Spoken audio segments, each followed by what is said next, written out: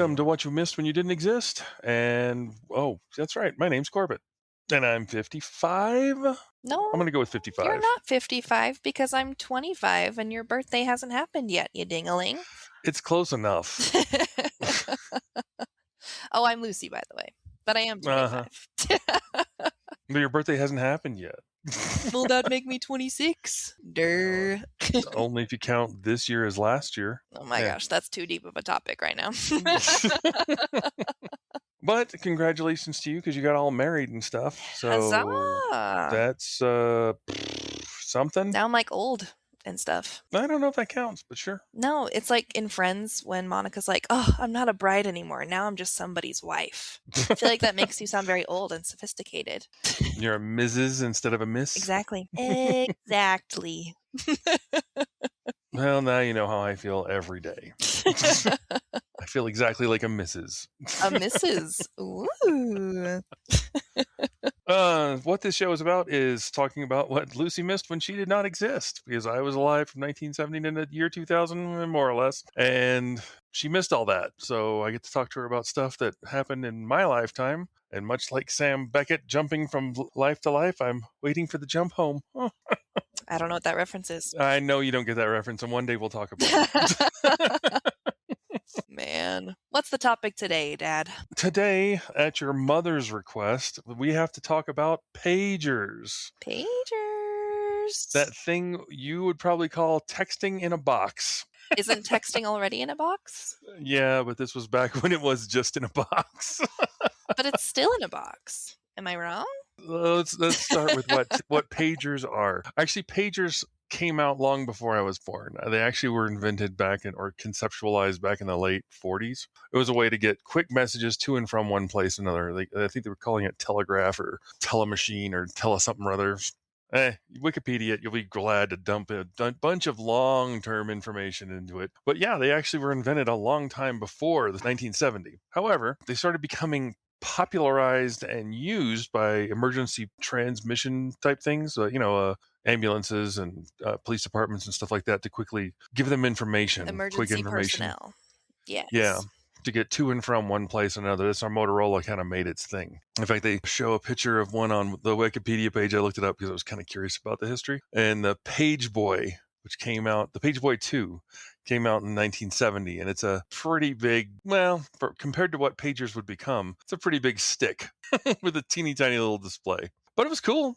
It gives you a quick bit of information. For the most part, pagers in my time were a quick way to get somebody else's number on a box. So you would know, I need to call this person. And I think my first, and I should probably describe, they looked like they're about the size of a deck of cards. Okay. By description, with like a little clip so you can put it in your pocket and it holds. And there's like usually a graphic display on the top where the deck of cards would be, like you would look down at the cards itself. I think later versions had full 2 and 3 line displays along the side of it. But yeah, that was what a pager was, as far as it would give you quick numbered information, because all people could do is punch in. Well, and originally you had to rotary dial. I don't think we've talked about rotary dials very much. So I don't think we have. It's a fun one. It's just the same. You would punch in a number, and then the number would go to whoever you sent it to, and they would know to call you as soon as they got to a phone, because nobody had cell phones. It's the reason why you needed these things. Yes. And there were people who had cell phones, because I know you've seen every 80s movie with somebody holding a giant, the landline. Or are you talking about the brick with the antenna? I'm talking about the brick with the antenna, the giant, vanilla colored brick. Yes. I was like, I'm cool. I can talk as if I were waving hands through the air. It's amazing. You weren't connected to a cord. It was exciting. Yeah, it was so powerful. And before that, it was in a briefcase and cell phones. But pagers are kind of in a different category. They were a way to quickly relay information. And they were most commonly given to doctors, because they were like, hey, you need to call this number to get information about what you need to go do, emergency surgeries, or emergency calls, basically. And then I think probably more commonly, by the time the 90s rolled around, drug dealers. What? How? Because you could buy one. I had a pager. I don't know why I had one. For drug deals? I should have. I felt like I needed one. I think I would have been doing a lot better if I was doing selling drugs, because then I would be making much better money than I'm making working on computers, which does not do well. But that's beside the point. Don't do drugs, kids. It's fine. But you need a pager to do drugs, apparently. Yeah, you'd get the notice of like where to go and where to drop, and they'd use coding systems to do this. And I did get a couple looks when I had a pager, just like, what are you doing, man? But it became sort of a sign of, it was like almost a piece of jewelry people would wear. Like, look, I got a pager. I'm important. Because in the 80s, it was way more common to be a doctor or a lawyer or somebody who you have to get an emergency call and you have to go call somebody right away. So only important people had pagers, which probably because of previous decades where they were only used by emergency personnel. They were immediately getting calls and calling back in. Yeah. But they were big blocky things, and they basically died off right around 2000 or so because cell phones came into play right around that time and nobody needed them anymore. Yeah. It was just kind of a like, why would I page you when I can just text you? Because texting came in probably like a year or two right after that. That's quick. So you never had a life where you had to worry about getting a page to do your drug deal.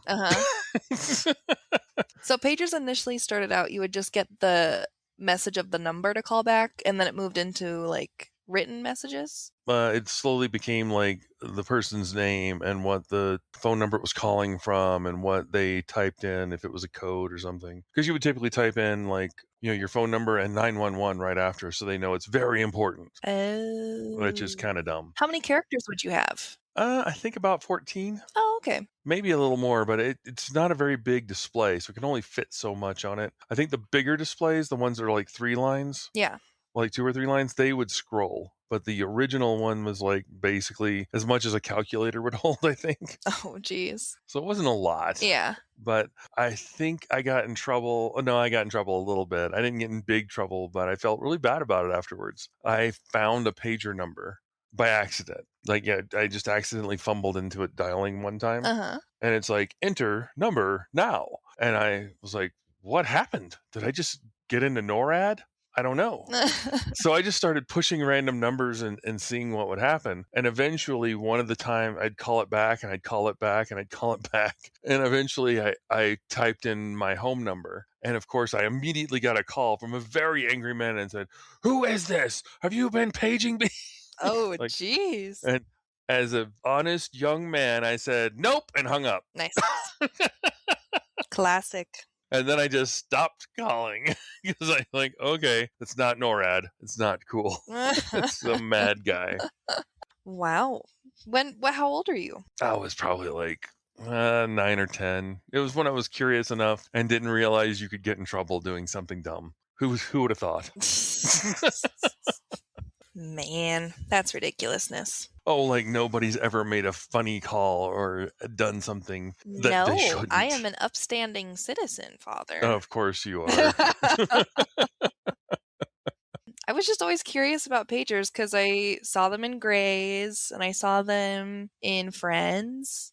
Mm-hmm. And they were like, "Oh, the sparkly pager, it's so fancy." And I'm like, dude, you have a phone. Use your phone. Yeah. I kind of wonder because I've still seen, there's certain ones like you go to restaurants and they have like a pager version where they're like, here, take this and come back when it goes off. You get a buzzy sound or whatever. Like, oh, our table's ready. That's a pager too. I presume hospitals still do it so you can know which room to go to, but they could just as easily text you.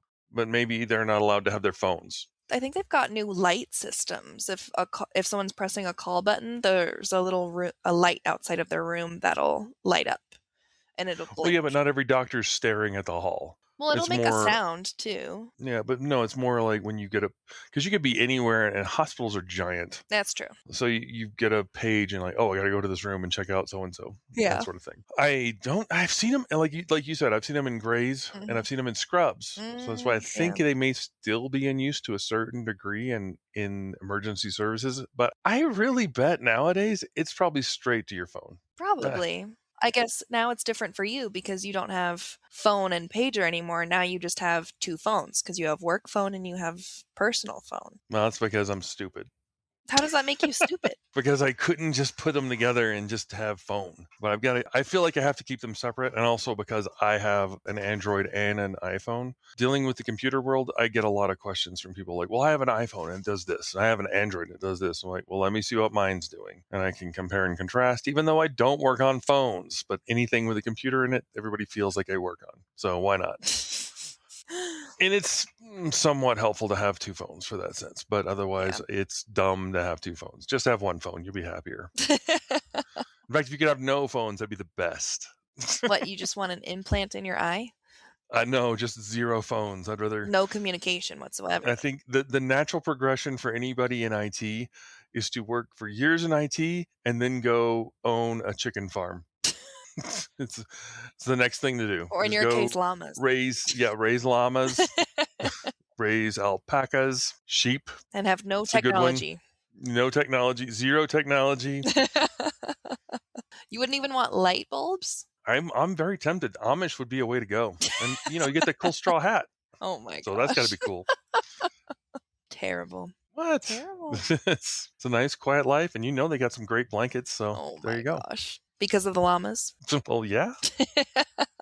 That's ridiculous. I don't know. I feel like it's different now because so many people have their preferred methods of communicating. Because I have some friends that will only talk to me on Snapchat, or I'll have friends that'll only talk to me if they call, or they'll text, or I have some friends that just FaceTime. What? Yeah. They use your phone like a phone? Yeah. Barbarians.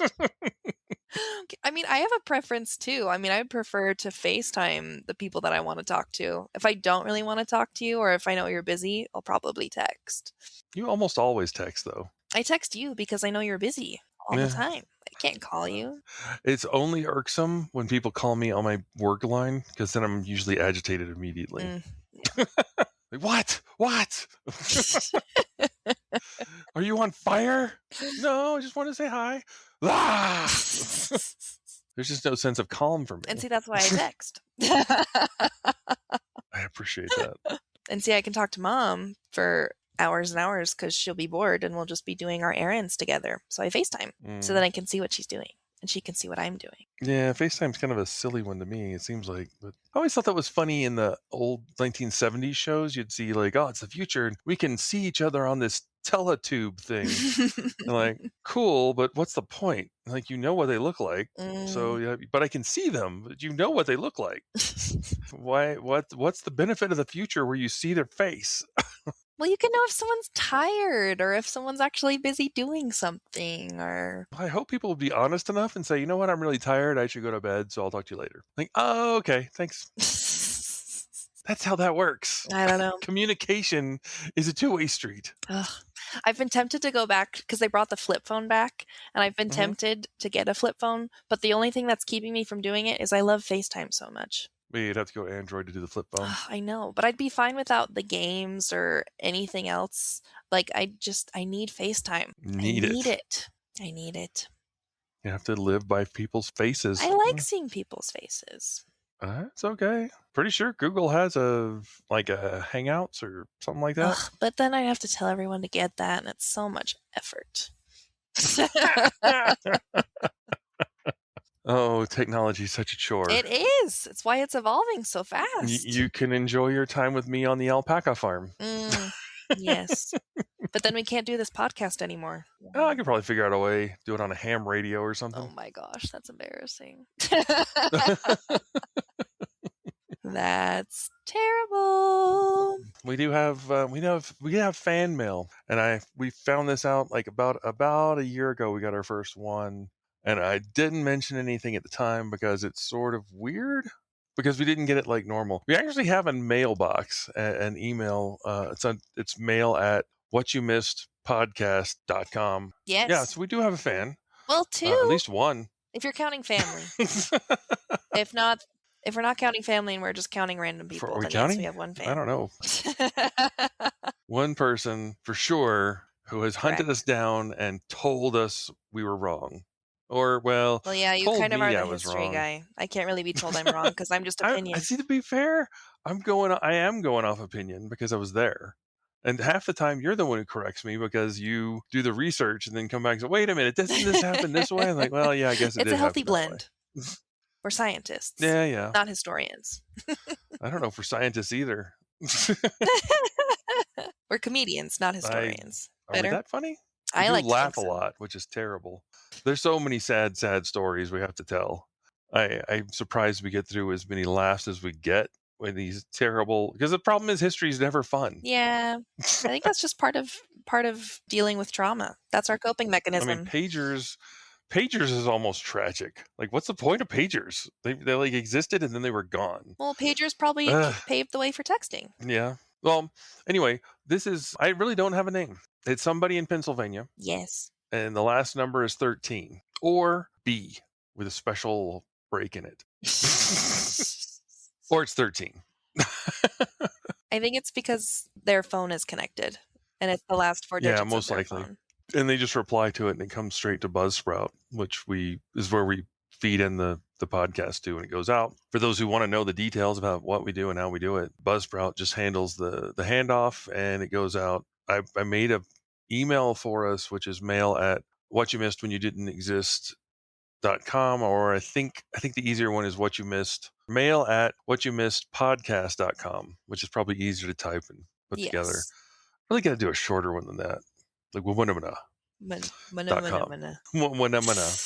But 13 texted us a long time ago. Fantastic. The podcast is fantastic. Might be overselling it. Well, there. you said it like it was in all caps and exclamation point. This was all lowercase. It's all lowercase. So this podcast is fantastic. Yes. Is that pretty close to what I should be saying? Okay.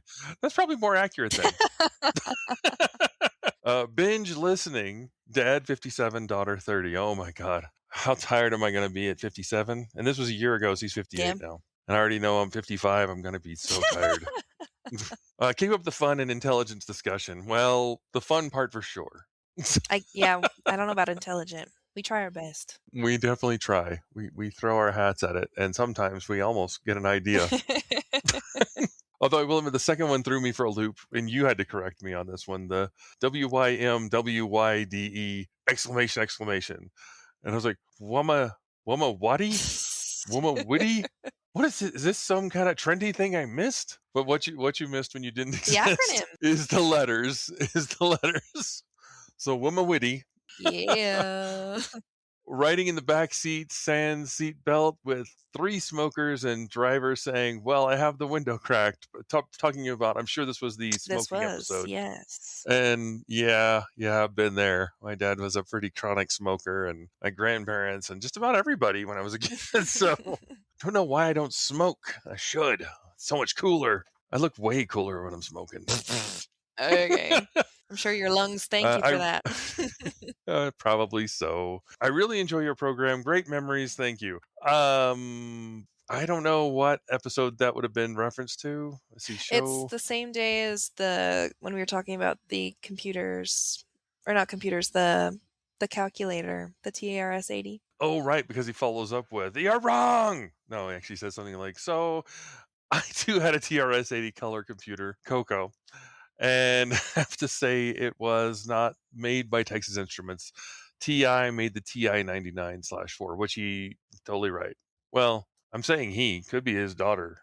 13 said this, which you could order in parts and build it yourself. The TRS-80 was made by Tandy Radio Shack, which is a show we need to talk about because you don't even know what a Radio Shack is. Though I think there was a Radio Shack. I think Radio Shack existed. Yeah, there was Radio Shack in town up until probably like 10 years ago. Well, probably 8 years ago. Yeah. Still, it is quite the memory of going to a Radio Shack and buying your transistors and microchips and building little fun things. So nerdy, dude. Oh, shut up. What do you know? You and your stupid future where they just hand you a slab and text you whenever you want. Yeah, it's a brick. A titanium brick. And the most recent was just listen to the Space Shuttle episode. I hesitated because it was so depressing to see live, which, yeah, it kind of sucked. Both times, really. It's kind of sad that it happened twice at all. Hard to believe. Yeah. But it does show, like, nothing's absolutely safe. It's another episode where, like, I don't know, every time we record it and I go back and listen, like, how do we laugh so much at this terrible thing? Again, it's our coping mechanism, dude. Yeah, we're broken.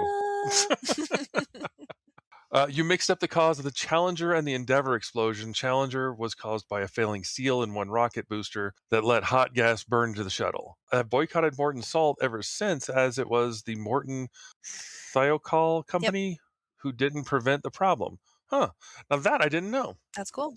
Knowledge being dropped there. I love your show, and the conversation about this was great to hear. Cool. I was glad to throw it out there for Lucy because she didn't know what I was talking about. I think inspiration wise for the show, not to pat myself on the back, but no, when we started doing the John Lithgow Palooza book thing when you were Yeah. a kid, because I was baffled how you were probably 6, I think, when we started doing that. And I was absolutely astonished you didn't know who Robin Hood was. I knew who Robin Hood was. Not at the time. You had no Yeah, but we idea. watched Robin Hood, the Disney one. Yeah, but you still didn't realize, like, I grew up with Errol Flynn Robin Hood. Well, it's a mythical story, I guess, but it's still a story that has like relevance and importance, and everybody wants to rob from the rich. but still, it's something that, like, how did you miss that? How did I miss that? How did I not do the thing I was supposed to do? So I'm just catching up on all that stuff I need to tell you about. All that stuff when you didn't exist. But still, that's probably more the inspiration for the show than anything, I think. Maybe? Maybe we're just bored. Maybe a mix of both. Could be. You like telling stories. I like listening. It's fun. Yeah, but now you're a teacher and you have to tell stories all the I time. know, and I have to tell these kids what they missed when they didn't exist. I know. And you gotta see, all you have to do is watch 80s teacher movies, and you realize if you can just rap to them, then it will get into Oh my them. gosh, that's a different episode. Different episode. We so got to talk about 1980s teaching movies, but that's a whole thing. There's probably whole episodes we could talk about each one individually. Probably. But thank you, number 13. Or Dad from Fort Wash, whoever you may be. Pennsylvania. Whoop, whoop. Mm. Shout out. Or daughter, we don't know. Well, it's dad with daughter. He does say dad first. Yes. Yeah, dad and with then daughter, it's so it's probably telling the memories about the calculator and then seeing it live. The daughter wouldn't have seen it live. Come on, Good Dad. point. Math. Okay, your detective skills have proven helpful there. But it's always exciting to see new stuff, and feel free to comment anytime you want. Definitely, my memory's not 100%, and I do rely on it a lot, which is scary. True. It is a mix of facts plus opinions. Well, facts, and it's stuff that happened. It's really stuff that happened. It's hard to believe it happened sometimes. Sometimes I look back and like, wait a minute, we did that? That was in my lifetime? Holy crap. Man, you just didn't even live in the world, dude. Well, it's just something you kind of presume. There's so many things to talk about, so many more things to talk about. I keep thinking every time, like, we hit on a major one, like the Challenger was a big deal. I'm like, okay, now there's probably nothing else to talk about. Like, so many things. I think we listed like 6 things when we were at the wedding. Yeah. Just talking about this, that, and the other. And like, oh yeah, there's that. Your mom was the one who's like, pagers are the thing. I'm like, guys. Wow, way to dog on mom, dude. No, it's just that, like, pagers aren't exactly a robust subject. It's just more like, hey, you remember when dial was the thing you had to use to do the phone thing? It's like, that's probably a 10-minute conversation, which, granted, most of our podcasts are 10-minute conversations, but we stretch it. Beef it up a bit. We try to make it at least a little bit fun for just a few minutes more. But I hate to drag on something. I could never do this for like an hour. That'd be crazy. I mean, yeah, I'm sure if I had full-blown historians on, because every time we've had a historian on, it's great, and it's really, really helpful to get the exact information put in. Man, they just unload. Well, it's all the facts and all the things. Yeah, I know. We're not real historians. We can tell the history from what we know. Yeah, from perspective. Yeah. And that's probably a good point of it too, is your perspective adds the insight of what were you thinking? Like, we were just doing what we do. That's true. Yeah, we were doing a thing. But just like normal, we're always doing a thing. But shout out to Dad from Fort Wash, Pennsylvania. And if you want to give us more messages and more fan mail from anybody, mail at whatyoumissedpodcast.com. Yeah. Or however he's doing it, it's got to be cool. Or he's just texting. Maybe he's just shouting at somebody and they're just like, okay, I'll tell them. That's terrible. I wonder, because I don't even know how it works. I'm like, okay, great. We got information. Aren't you the techie guy? You should know this.